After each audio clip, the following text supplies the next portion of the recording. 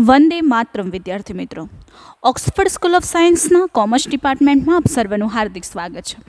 આપણે ધોરણ 12 commerce SPCC વિષયની અંદર ચેપ્ટર નંબર 1 જોઈ રહ્યા છીએ, જેનું નામ છે શેર બહાર પાડવા. અત્યાર સુધી આપણે વિવિધ શેર વેચણીઓ વિશે અભ્યાસ કર્યો છે. શેર વેચણીની જોગવાઈઓ, એના નિયંત્રણો શું છે એના વિશેનો અભ્યાસ કર્યો. ત્યાર પછી આ અનિયમિત શેર વેચણી શું છે એના વિશેનો લાસ્ટ લેક્ચરમાં આપણે અભ્યાસ કરી ગયા છીએ, જેમાં લઘુત્તમ ભરણું મળ્યા વગર અથવા તો કંપની ધારાની કે કાયદેસરની કોઈપણ જોગવાઈઓ જે છે એને ધ્યાને ન લેતા જે શેર વેચણી કરવામાં આવે છે એને આપણે અનિયમિત શેર વેચણી કહીએ છીએ. સેબીએ નક્કી કર્યું છે કે આપણે જ્યારે પણ શેર વેચણી કરીએ ત્યારે 5% રકમ આપણે અરજીની સાથે મંગાવવાની છે, અને એ રકમ આપણને ન મળી હોય તો એ અનિયમિત શેર વેચણી કહી શકાય.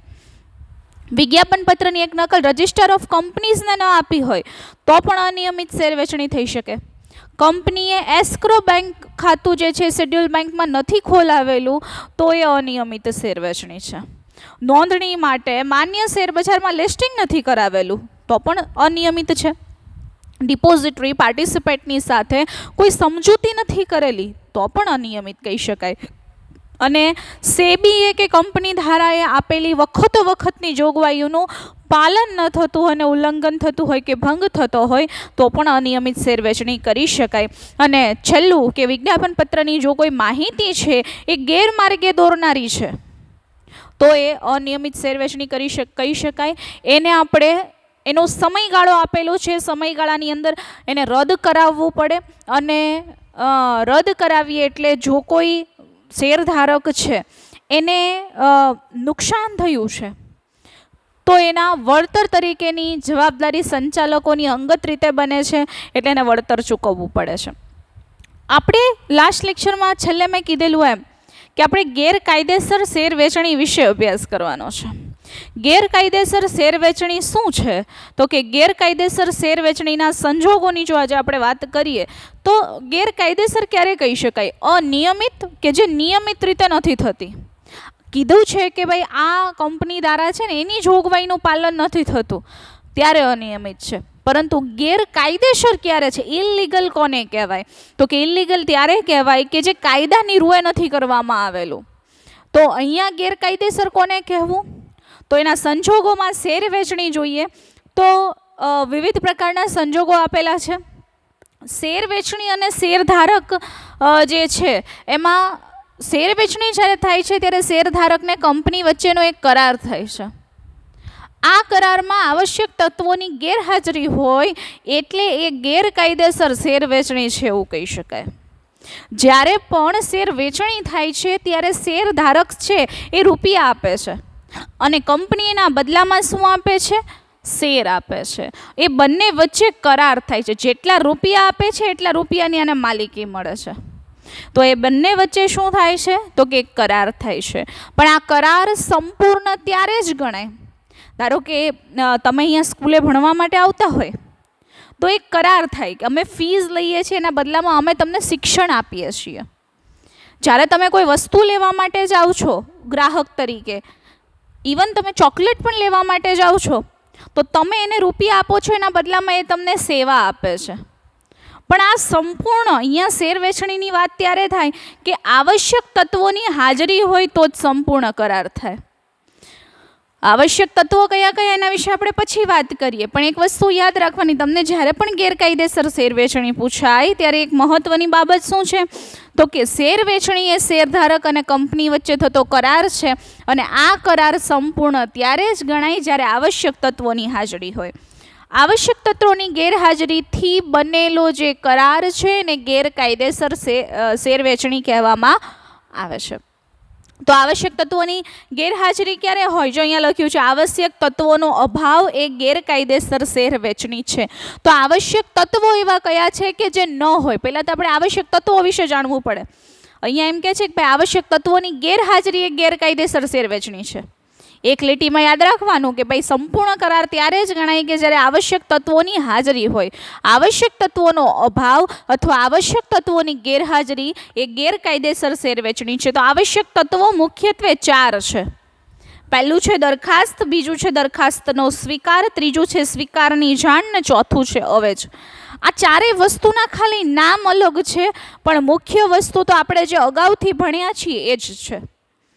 ચેપ્ટરની શરૂઆત કરી ત્યારથી આપણે જે શેર વેચણી જોઈએ છે એના 4 પ્રકાર છે. પહેલું છે દરખાસ્ત.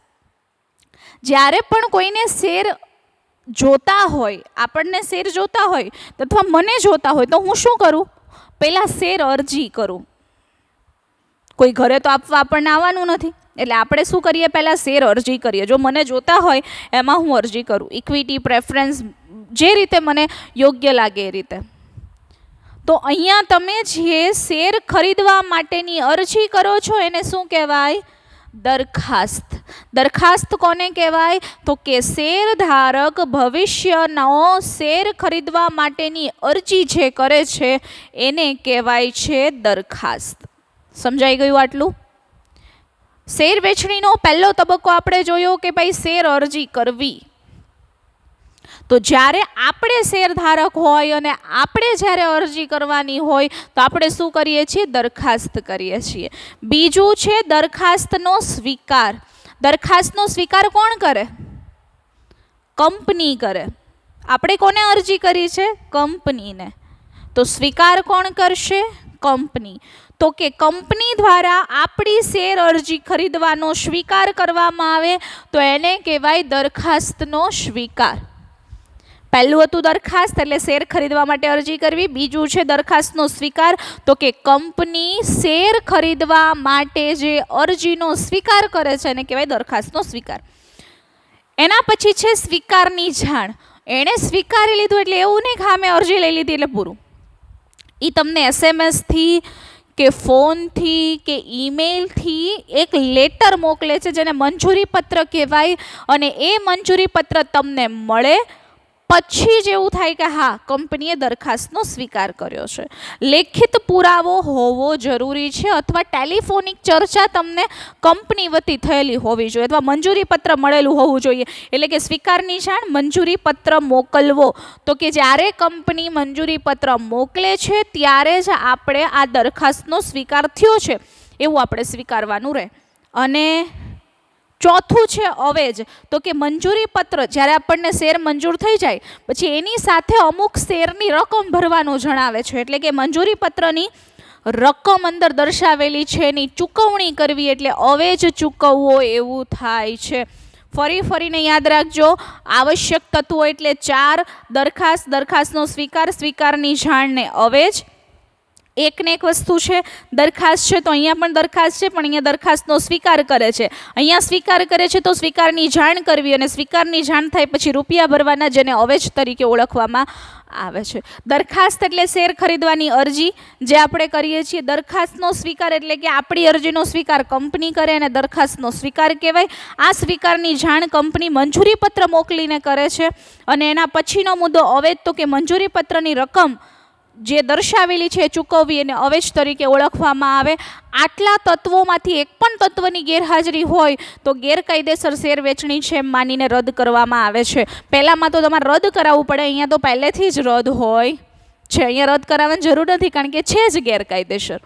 એટલે ફરીને વસ્તુ સમજજો કે જો તમે ખાલી શેર અરજી ન કરી હોય ને આપોઆપ તમને શેર મળી ગયા હોય તો એ પણ ગેરકાયદેસર શેર કહેવાય. તમે અરજી મોકલી છે ને અરજીનો સ્વીકાર નથી થયો તો પણ ગેરકાયદેસર કહેવાય. સ્વીકારની જાણ નથી કરી તમને તો પણ ગેરકાયદેસર કહેવાય. અને તમે એની અવેજની રકમ નથી ચૂકવી તો પણ એને ગેરકાયદેસર શેર વેચણી કહી શકાય છે. એટલે ફરીને જોઈએ તો કે શેર વેચણી એ શેરધારક અને કંપની વચ્ચેનો કરાર છે. આવશ્યક તત્વોની હાજરી સંપૂર્ણ કરાર બનાવે છે. સંપૂર્ણ કરાર બનાવવા માટે આવશ્યક તત્વોની હાજરી જરૂરી છે પણ જો આવશ્યક તત્વોની ગેરહાજરી હોય કે અભાવ હોય ત્યારે કરવામાં આવેલી શેર વેચણીને ગેરકાયદેસર શેર વેચણી કહેવાય. એના 4 સંજોગો છે. પહેલું છે દરખાસ્ત, દરખાસ્તનો સ્વીકાર, સ્વીકારની જાણ ને અવેજ. ચાલો તમારી નોટબુકમાં નોંધી લો. એના પછી ગેરકાયદેસર શેર વેચણીના બીજા સંજોગો વિશેની વાત કરીએ આપણે. લખો ગેરકાયદેસર શેર વેચણી, ગેરકાયદેસર શેર વેચણી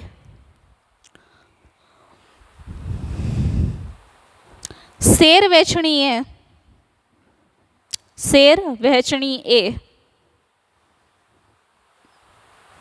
શેરધારક અને કંપની વચ્ચેનો કરાર છે. આવશ્યક તત્વોની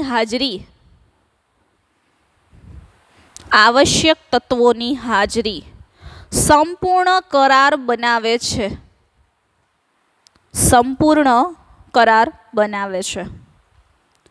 આવશ્યક તત્વોનો અભાવ ગેરકાયદેસર શેર વેચણી કહેવાય છે. આવશ્યક તત્વોનો અભાવ ગેરકાયદેસર શેર વેચણી કહેવાય છે. આવશ્યક તત્વો એટલે શું? એવો ક્વેશ્ચન માર્ક કરી અને લખજો. નંબર 1 દરખાસ્ત, એટલે કે શેર ખરીદવા માટે આપવામાં આવતી અરજી. શોર્ટમાં જ લખજો, શેર ખરીદવા માટે આપવામાં આવતી અરજી. બીજું દરખાસ્તનો સ્વીકાર, કંપની દ્વારા કરેલી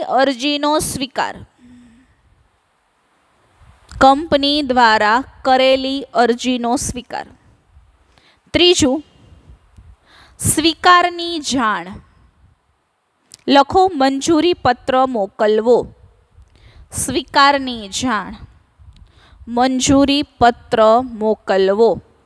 અને ચોથું છે અવેજ, મંજૂરી પત્રની રકમ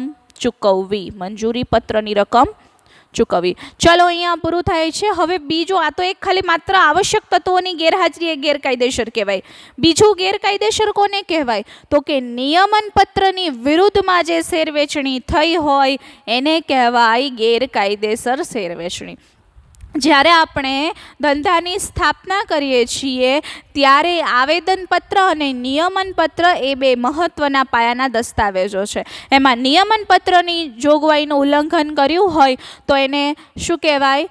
ગેરકાયદેસર શેર વેચણી. બીજું છે સંચાલકો વ્યક્તિગત રીતે શેર વેચણી કરતા હોય અને કંપની ધારામાં ચોખ્ખો ઉલ્લેખ છે કે સંચાલકો પોતાની રીતે શેર વેચણી ક્યારેય કરી શકતા નથી, તો એને ગેરકાયદેસર શેર વેચણી કહેવામાં આવે છે. એટલે કે સંચાલકો વ્યક્તિગત રીતે પોતાની રીતે જ શેર વેચણી કરી નાખે, કોઈ નિયમન પત્રને નહીં, કોઈ કંપની ધારાને જોવાનું નહીં, અને પોતાની રીતે જે શેર વેચણી કરી હોય અથવા તો આમાંથી કોઈ વસ્તુને ફોલો ન કરી હોય અને પોતાના સગાવાલાને અમુક શેરની વેચણી જે છે એ ગિફ્ટમાં કરી દીધી. ધારો કે કોઈ એક વ્યક્તિ છે એણે કંપની ખોલી અને એની રીતે એણે બધાને શેર વેચણી કરી નાખી. સંચાલકો પોતાની રીતે જે શેર વેચણી કરે છે એને ગેરકાયદેસર શેર વેચણી કહેવાય. માન્ય શેર બજારમાં કંપનીના શેર નોંધણીની આવશ્યક જોગવાઈઓનો ભંગ.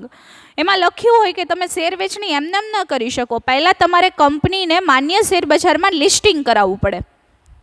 માન્ય શેર બજારમાં કંપનીની નોંધણી કરાવવી પડે અને આ કંપનીની નોંધણી થાય પછી જ તમે શેર વેચણી કરી શકો.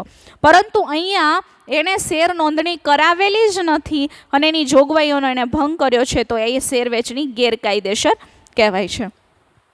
ગેરકાયદેસર સાબિત કરવા માટે અરજી કરવી જરૂરી નથી, કારણ કે પ્રાથમિક ધોરણે એ આપોઆપ જ રદ ગણાય છે. બરાબર, કારણ કે અહીંયા તો એણે કાંઈ રૂપિયા મંગાવ્યા જ નથી. ગમે ત્યારે શેર વેચણી રદ કરવી હોય ત્યારે એમાં કોઈ અરજીની જરૂર નથી, પણ એ આપોઆપ પહેલેથી જ રદ થયેલી હોય છે, એટલે એને ગેરકાયદેસર શેર વેચણી કહેવામાં આવે છે. પહેલાં તો આપણે જોયું કે આવશ્યક તત્વોની ગેરહાજરી, દરખાસ્તનો સ્વીકાર, સ્વીકારની જાણ અને અવેજ એ ન હોય તો શેર વેચણી રદ ગણાય. પરંતુ અહીંયા બીજું એ છે કે નિયમન પત્રની જોગવાઈઓની વિરુદ્ધમાં જો એને શેર વેચણી કરી હોય તો પણ ગેરકાયદેસર ગણાય. સંચાલકો વ્યક્તિગત રીતે શેર વેચણી કરતા હોય તો પણ આ શેર વેચણી ગેરકાયદેસર ગણાય. માન્ય શેર બજારમાં કંપનીના નોંધણી જ્યારે કરવાની હોય ત્યારે એની શેરની નોંધણી ન કરી હોય અથવા જોગવાઈઓનો ભંગ કર્યો હોય તો એ ગેરકાયદેસર ગણાય. ગેરકાયદેસર સાબિત કરવા માટે અરજી કરવી જરૂર નથી, પણ પ્રાથમિક દ્રષ્ટિએ તો એ આપોઆપ જ રદ ગણાય છે. ચાલો તમારા નોટબુકની અંદર નોંધી લો આટલી વસ્તુને. લખો, નિયમન પત્રની વિરુદ્ધમાં થયેલી શેર વેચણી,